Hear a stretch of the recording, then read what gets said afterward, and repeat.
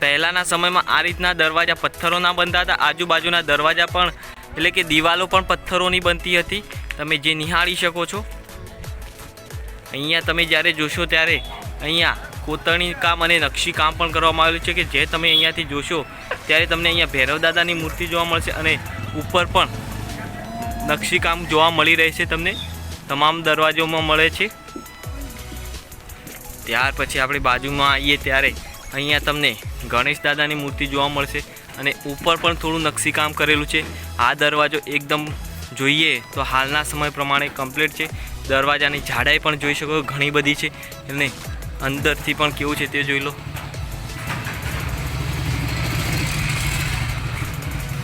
તો મિત્રો આ છે આપણે હાલ જે નિહાળી રહ્યા છે તેને નદીઓળ દરવાજા તરીકે ઓળખવામાં આવે છે કે જે હાટકેશ્વર મહાદેવ મંદિરના જોડે આવેલું છે।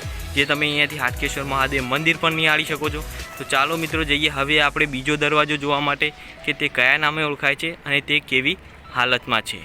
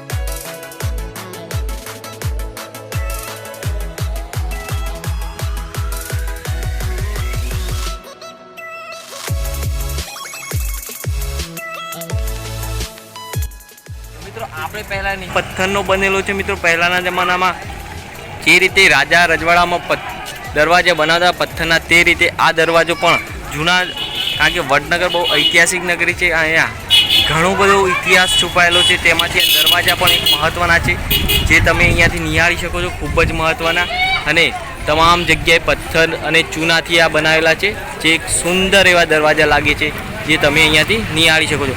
જ્યારે આપણે આ દરવાજાની બાજુમાં કોટ એટલે કે દિવાલો જોઈએ તો તે પણ આજુબાજુ હમણાં નવીનીકરણ કરવામાં આવ્યું જેથી તેમને અહીંયા ઈંટોથી બનાવવામાં આવેલી છે જેનું નવીનીકરણ કરવામાં આવ્યું હતું તે।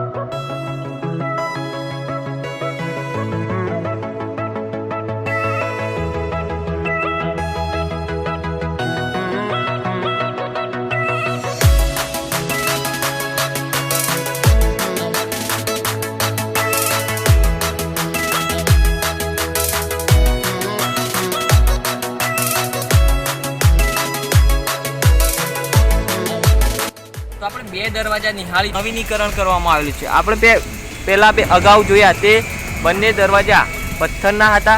આ દરવાજો તૂટી ગયો જેના કારણે આને ઈંટોથી બનાવવામાં આવેલો છે જેનું નવીનીકરણ કરવામાં આવેલું છે જે તમે અહીંયા નિહાળી શકો છો।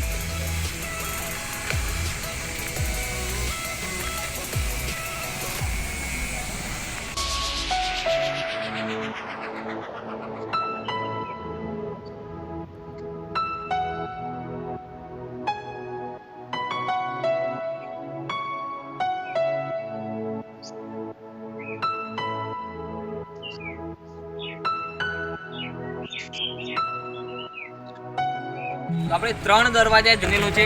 અહીંયા કોઈ નવીનીકરણ કરવામાં આવેલું નથી. આ દરવાજામાં કોઈ સુધારો વધારો કરવામાં આવેલો નથી, કારણ કે આ દરવાજો તેની તે જ હાલતમાં જોવા મળી રહ્યો છે, જે તમે અહીંયાથી નિહાળી શકો છો.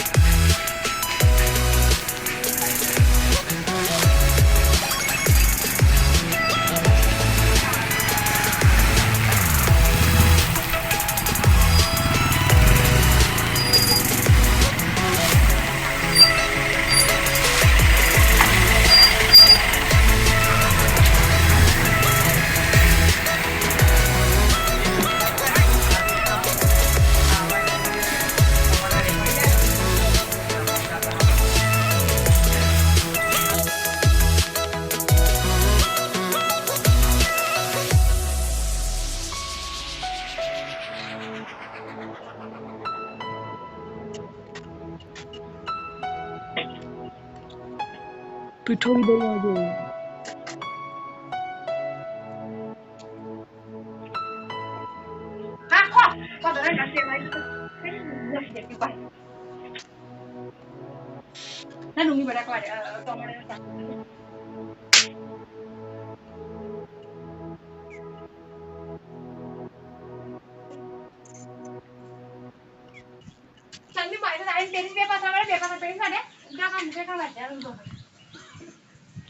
આ છે અમરથલ દરવાજો.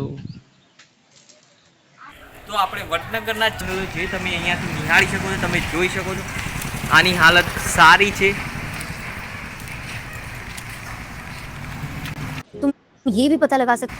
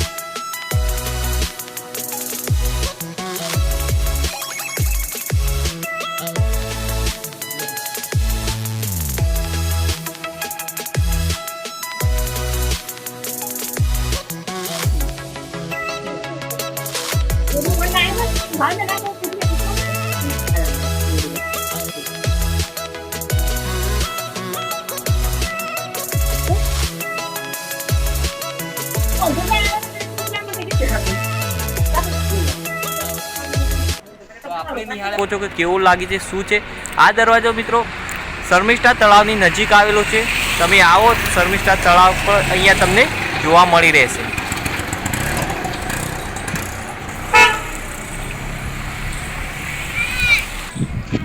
વડનગરનો છઠ્ઠો દરવાજો અર્જન બારીનો કહેવાય છે.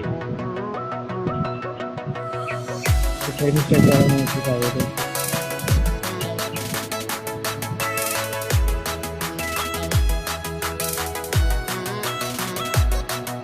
અહીંથી શર્મિષ્ઠા તળાવની મુલાકાત લઈ શકાય છે.